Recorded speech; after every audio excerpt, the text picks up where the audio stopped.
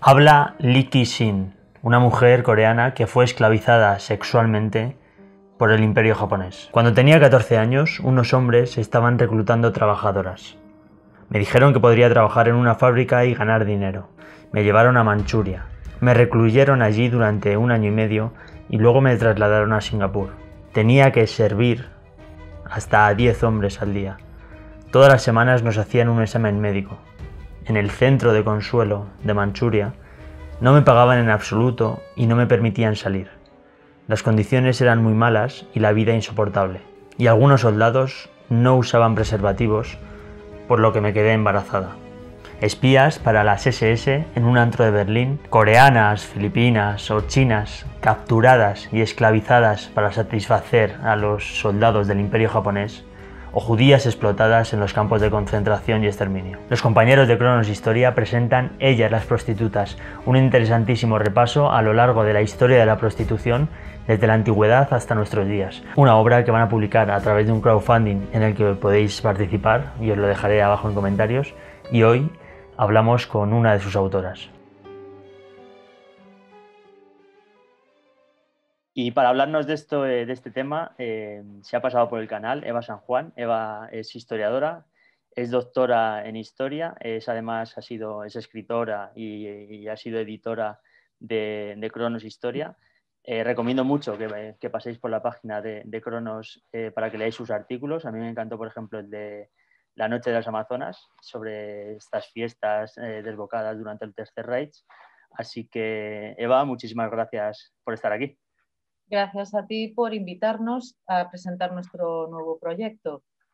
Pues ya que estamos, cuéntanos un poquito de en qué consiste. Pues este nuevo proyecto que tenemos ahora en Cronos es un libro que habla sobre la historia de la prostitución. Lo hemos dividido en 2 volúmenes. Hablamos de la historia de la prostitución desde los orígenes del hombre hasta actualmente.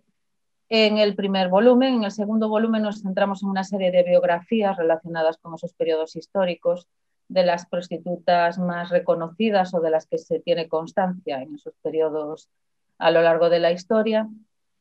Y decidimos hacer este tema porque nos dimos cuenta que en español, bueno, en castellano, no había ninguna obra que abarcara la historia de la prostitución en un periodo tan largo de tiempo.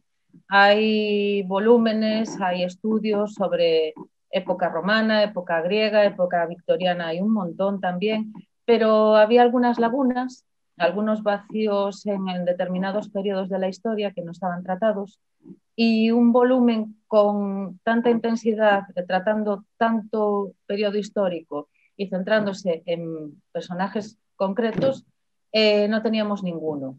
¿Y cómo ha sido la labor, ya que lo comentas, que es verdad que hay muy pocas obras que se dediquen en una obra tan extensa a este tema? ¿Cómo ha sido a la hora de encontrar fuentes, testimonios? Porque entiendo que a día de hoy es casi un tema a veces alegal, se encuentra en una situación que muchos países casi prácticamente que la ignoran, como si no existiera. No sé cómo ha sido la labor investigadora.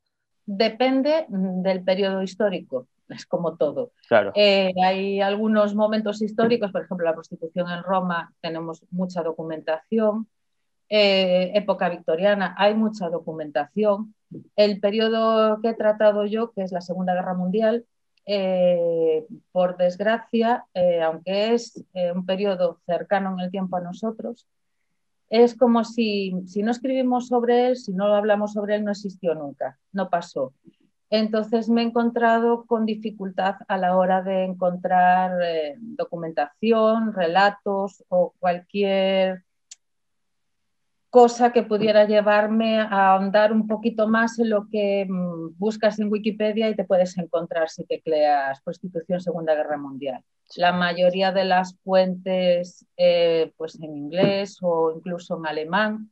Y ya yendo al tema, me encantó porque creo que empezabas, de hecho, el capítulo creo que era una canción, creo que empezaba así, Sí. con una de las estrofas de Joy Division. Y Sí. bueno, cuéntanos qué tienen en común esta banda de punk o de post-punk Sí. británica con la prostitución en la Alemania nazi. Sí, pues yo, a ver, la verdad cuando me propusieron el tema de hacerme yo cargo de la Segunda Guerra Mundial, entre otras cosas me lo propusieron porque es un tema, la Segunda Guerra Mundial, que bueno, como ya viste por ese otro artículo y algunos más, y aquí mi querida amiga, estoy ya acostumbrada a tratar de eso, es mi tema de investigación. La Segunda Guerra Mundial, bueno, concretamente la creación de los cuerpos militares femeninos en Estados Unidos a través de la positivización del mito amazónico de Wonder Woman. Ese es mi Sí. trabajo de investigación, un poco friki, lo reconozco. Y tuve muy claro cuando me puse a empezar a escribir que tenía que empezar con una estrofa de Joy Division, que efectivamente es un grupo post-punk que se fundó en el 76, su primer álbum es del 79, que tiene un título que se llama Unknown Pleasures, placeres desconocidos, que la verdad es un poco rizar el rizo, porque si tenemos en cuenta, y ahora viene el por qué empecé con esa estrofa, los Joy Division era como se le llamaba a las prostitutas, bueno, los prostíbulos dentro de los campos de concentración alemanes. Entonces, el nombre del grupo se cogió a sabiendas de lo que significaba.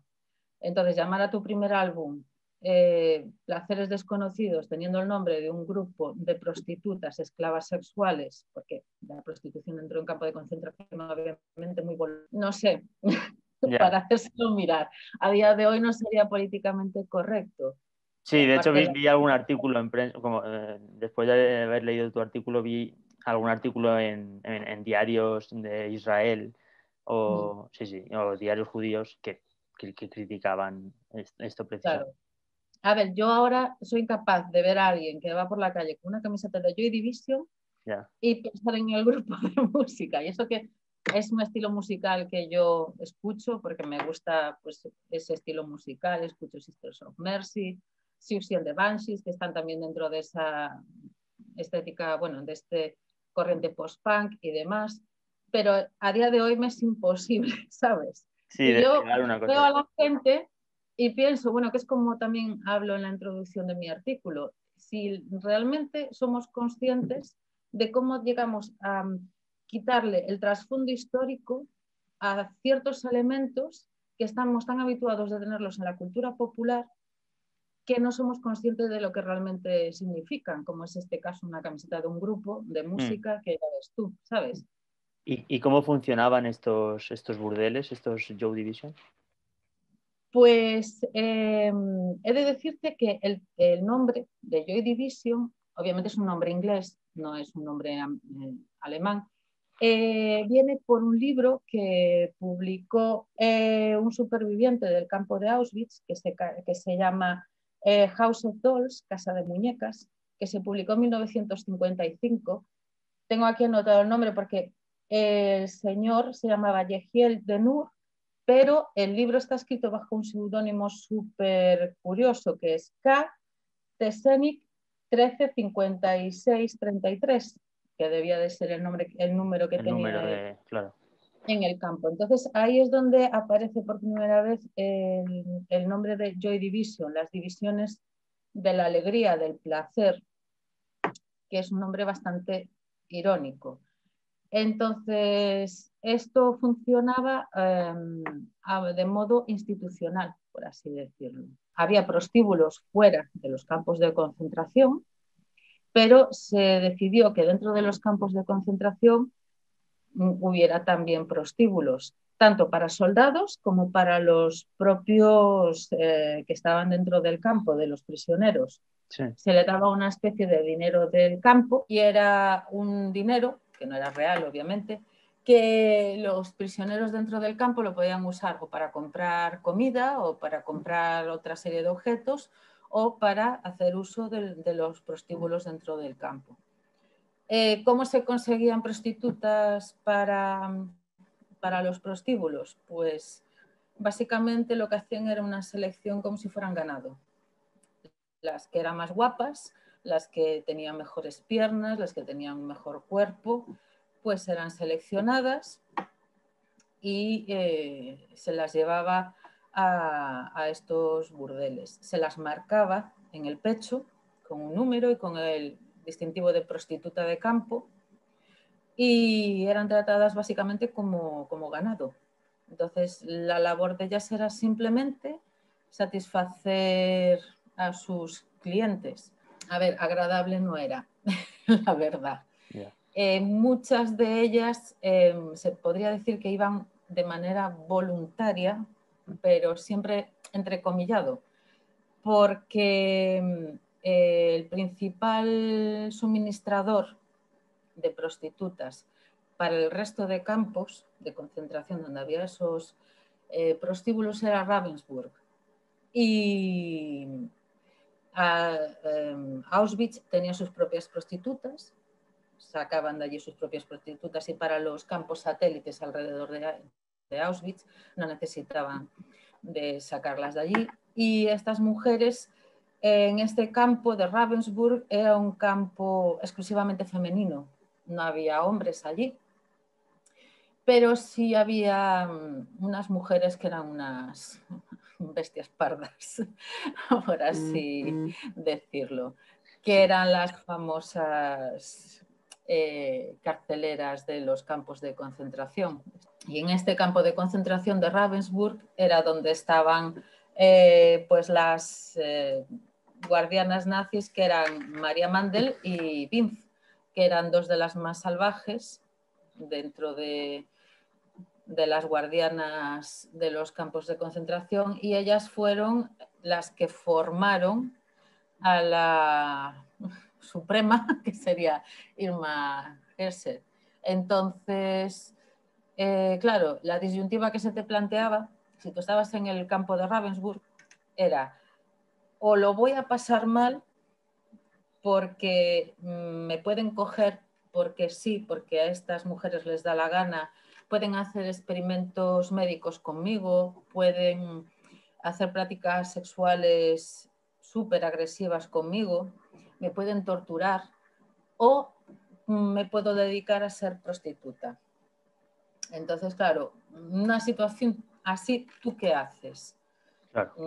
Dicen, además, las convencían diciéndoles que meses, que tenían que ejercer como prostitutas durante unos meses, y que después las liberarían, cosa que realmente no llegaba a pasar. Pero lo otro que te podía esperar era estar hasta 6 meses metida dentro de lo que le llamaban el búnker, que era un edificio, un anexo que estaba independiente del resto del campo para experimentos médicos, que los experimentos médicos iban desde experimentos propiamente sobre mujeres, como interrupción de la regla, interrupciones de los embarazos, aceleración de la menopausia. Luego había otra serie de experimentos que era ver cómo se regeneraban los huesos, previamente te los tenían que romper, y luego pues o te quitaban huesos o te los rompían, y para ver cómo era el proceso, incluso con nervios y tendones que se los quitaban para ver cómo se regeneraba el tejido. Y eso duraba 6 meses, podía llegar, y había algunas que no lo soportaban, acababan muriendo allí dentro. Muchas elegirían la prostitución porque pensaban que iba a ser lo más fácil para poder sobrevivir dentro del campo, y con esa falsa promesa de cuando pasen X meses tú te vas a ir, pero desgraciadamente no era cierto. Y también tenemos que tener en cuenta que estas prostitutas, si los clientes no quedaban satisfechos, pues simplemente tenían que reportar el número que la chica llevaba escrito en su pecho, y si no proporcionaban toda la alegría que se debía proporcionar a los soldados, obviamente recibían su castigo. Y también date cuenta que no es que estuvieras con 1 o 2 hombres en un día. Era a lo mejor 10 hombres Sí. en un día, Sí, sí. o más. Entonces, era duro, muy duro, Y por fuera, todas las circunstancias, pero bueno, en un campo de concentración mucho más, y porque fuera nadie sabe. ya de los campos, ¿cómo utilizó el Tercer Reich la prostitución como un arma de guerra? Porque muchas veces hemos tenido el caso, por ejemplo, del Salón Kitty. Cuéntanos algún Pues, ejemplo de espionaje en la prostitución. de hecho, el bando aliado tenía una campaña para sus soldados, sobre todo los americanos, bueno, ingleses también, Reino Unido, que era Careless Talk Cost Lives, o sea, la charla despreocupada cuesta Claro. vidas. Entonces, si tú te vas a un local donde piensas que todos son amigos tuyos y empiezas a hablar, porque te animas unas copitas, estás con los compañeros, a no sé qué, y empiezas a contar cosas, pues eso te puede perjudicar tanto a ti como a lo mejor alguna operación que está en marcha, porque nunca sabes quién va a estar escuchando. Entonces era como que las camas tienen oídos. Tened cuidado dónde vais y lo que hacéis. Y el tema del espionaje pues, se usó tanto para espiar a lo que serían los aliados como dentro del propio ejército alemán. De hecho, en el Salón Kitty se decidió incluirlo dentro de lo que sería como un subapartado de la Gestapo. Se colocaron micrófonos dentro del prostíbulo.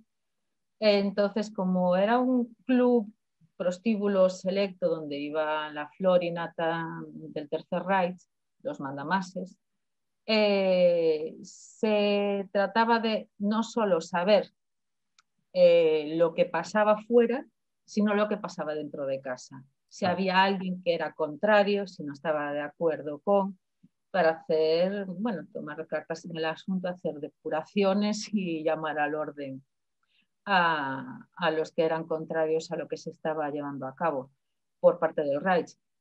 Obviamente los que sabían lo que pasaba, que también hacían uso del prostíbulo, cuando iban a X habitación, desconectaban los micrófonos para que no se escuchara lo que ellos contaban. Y es súper curioso en el caso, por ejemplo, de este salón, del Salón Kitty, que era el más famoso, porque fue Himmler el que decidió desmantelarlo, que dijo que costaba mucho dinero, que no interesaba, pero precisamente fue él el que tuvo la idea de crear los prostíbulos dentro de los campos de concentración. Debía ser que les estaría más barato porque no tenían que pagarle Claro. a las prostitutas que estaban trabajando, entre comillas, allí. Y era, claro, obviamente es un modo de conseguir información, porque tú te relajas y depende también de las habilidades de tu interlocutora para sacarte información que tú puedas cantar, vamos, lo que se te ponga por delante. Vale, y bueno, en otro de tus capítulos, que también me ha parecido muy interesante, ya nos vamos a otro lado del mundo y también a un régimen que se caracterizó durante estos años, desde los años 30, por la violación continua de los derechos humanos, en este caso el Imperio japonés. Cuéntanos qué eran las llamadas estaciones de confort que usaba el Imperio japonés. Pues las estaciones de confort, que eran las denominadas Yanjo, se establecieron ya antes de la Segunda Guerra Mundial. En 1932 en Shanghái se creó la primera, que era con la excusa de salud e higiene para los soldados. Ese también es un tema muy curioso porque tanto del lado de los aliados como del lado del eje, cualquiera de los ejércitos tenían una gran preocupación con la salud de sus soldados con respecto a enfermedades venéreas. Claro. Y esto era porque durante la Primera Guerra Mundial el mayor número de bajas y de ingresos hospitalarios era precisamente por esto, no por heridas de guerra, no por heridas en campo, batallando, lo que fuera. ETS. Era por enfermedades venéreas, efectivamente. Entonces, en la Segunda Guerra Mundial dijeron, no nos puede volver a pasar lo mismo, tenemos que hacer algo. Del bando aliado, ¿qué hicieron? Pues hicieron todo un protocolo de prevención, de folletos explicativos de lo que debían de hacer, de lo que no debían de hacer, en caso de contagiarse, cómo debían de actuar y demás. Y del otro lado, pues decidieron poner ellos las prostitutas para que estuvieran controlados y estuvieran sanos, entre comillas. Yeah. Lo que sí es curioso es que tanto de un bando como del otro la preocupación de la salud sexual solo era con respecto a los hombres. Las mujeres no les importaba si se contagiaban o si no. Y ya no hablo de las prostitutas les interesaba que no se contagiaran porque si se contagiaban ellas contagiaban a sus soldados. Pero me refiero dentro de lo que es el ejército. Por ejemplo, en el ejército americano había, aunque no tenían la condición militar, sí que había mujeres en los cuerpos auxiliares. Y ellas parece ser que eran inmunes a estas enfermedades venéreas porque no, hacia ellas no había nada de información dirigida. O es que somos muy listas nosotras y ya nos las apañamos por nuestra cuenta, o es que realmente no les importaba. Sí, he estado revisando estos días que hay una serie de cartelería de todos los bandos, desde la URSS, la Alemania nazi, Estados Unidos, hay un montonazo de ejemplos con mensajes como los que tú has dicho. Sale la típica imagen de una prostituta fumando, que posiblemente sea la que use luego para la miniatura del vídeo, algunas de estas, y algún lema de este es el enemigo, las venerias son el enemigo, o relacionado con lo que has comentado de las camas tienen oídos, ten cuidado con lo que hablas cuando estás... Sí, sí. Sí, entonces es eso, la preocupación con la salud sexual femenina tenía que ver simplemente con las prostitutas porque les interesaba que no contagiaran a sus soldados, simple y llanamente. Claro. Entonces, en estas estaciones de confort, ¿qué pasaba? Pues las prostitutas que trabajaban allí, trabajar por decir de alguna manera, estaban sometidas a un exhaustivo control médico. Tanto ellas como los clientes que estaban con ellas, una vez habían terminado su trabajo, tenían que pasar un sistema, bueno, higiénico, estar todo muy limpio, muy tal. Y la cuestión, aparte de por la salud sexual, para que no contrajeran venerias, ni para tema de espionaje, también era por el tema de las violaciones que se producían. Bueno, y que por desgracia en cualquier conflicto bélico aún a día de hoy, aunque ya están declaradas como algo que no se debe de hacer, pero da igual, sí. Lo de las violaciones en conflictos bélicos, pues se producían. De hecho, fue después de la masacre de Nankín, en el 37, que duró 6 meses, desde, si no me equivoco, desde noviembre más o menos hasta creo que fuera febrero o algo así, que se produjeron una serie de barbaridades tremendas de violaciones. Te sigo escuchando, Eva. Es para que vean. Violaciones a mujeres, niños, hombres, sí. Cadáveres. Y recomiendo demás. Este libro. Aparte sí. de esto de las violaciones, cuenta toda la serie de barbaridades. Le dedicaré algún vídeo que otro, porque igual muchas veces nos centramos en, por supuesto, la maquinaria criminal alemana, pero aquí, o sea, el Imperio japonés llegó a hacer experimentos biológicos con las personas en seres humanos, una serie de brutalidades increíbles que yo creo que muchas veces se desconocen. Sí, pues fue a raíz de este episodio del ejército japonés cuando se aumentó el número de estaciones de confort, pensando que así se iban a evitar las violaciones por parte de los soldados.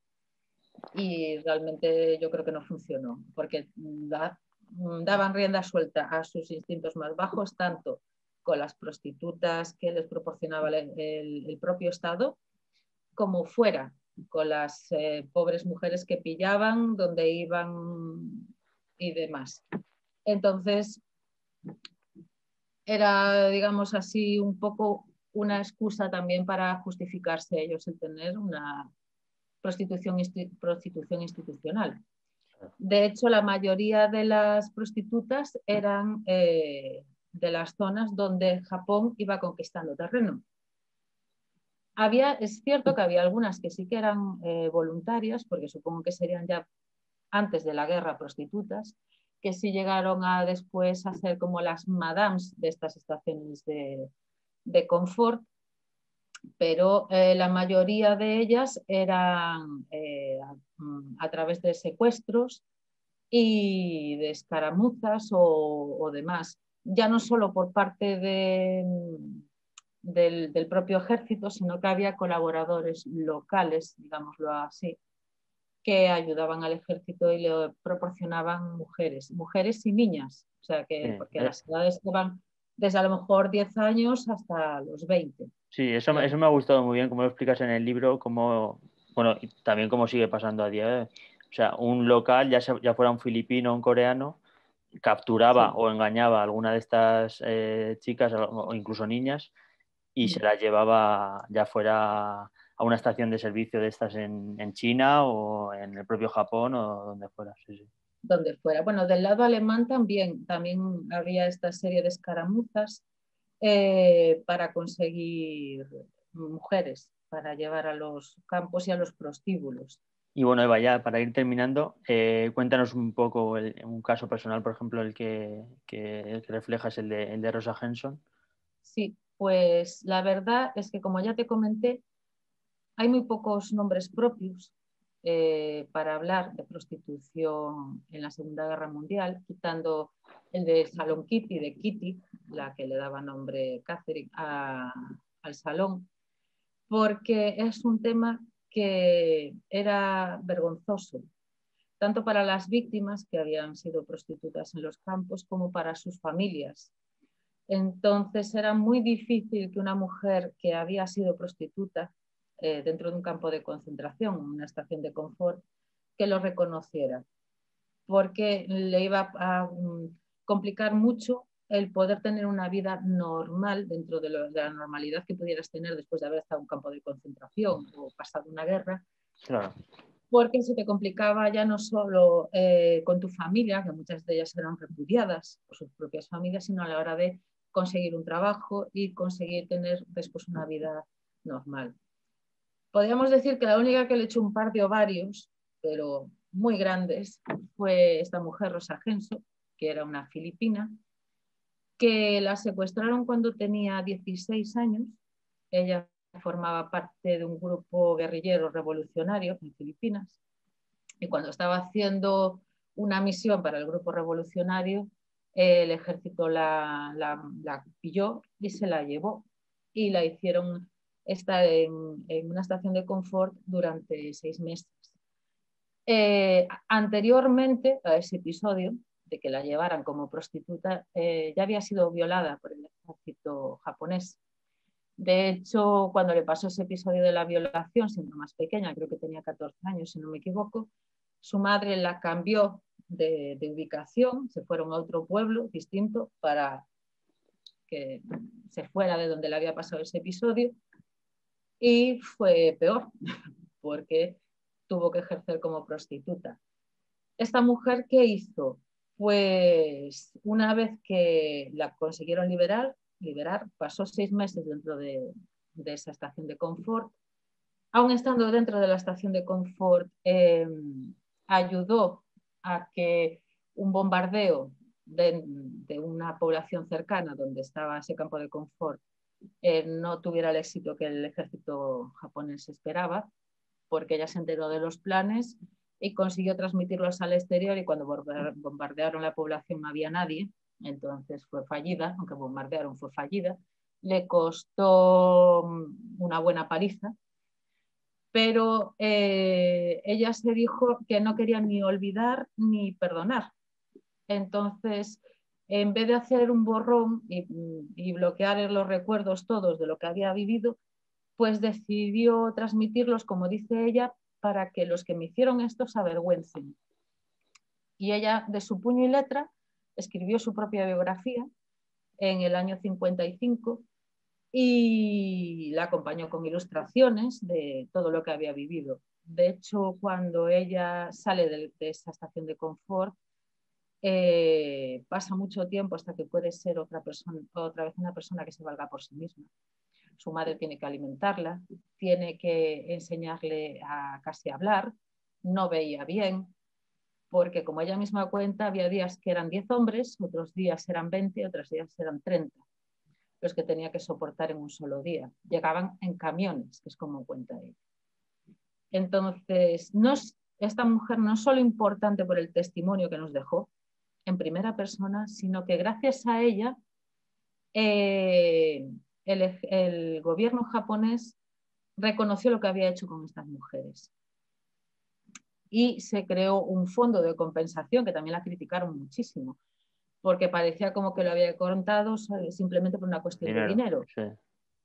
Pero vamos a ver, a mí esa mujer se merece todo el dinero, se merecía, que la pobre ya murió, se merecía todo el dinero del mundo y algo más. ¿Qué menos?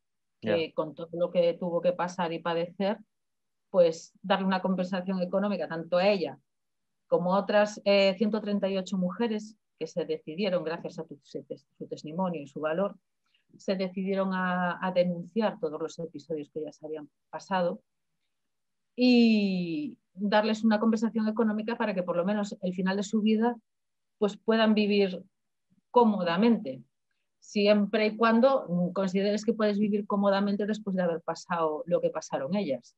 Claro. Que es algo muy difícil y muy complicado porque eso no te lo quita nadie de tu experiencia vital.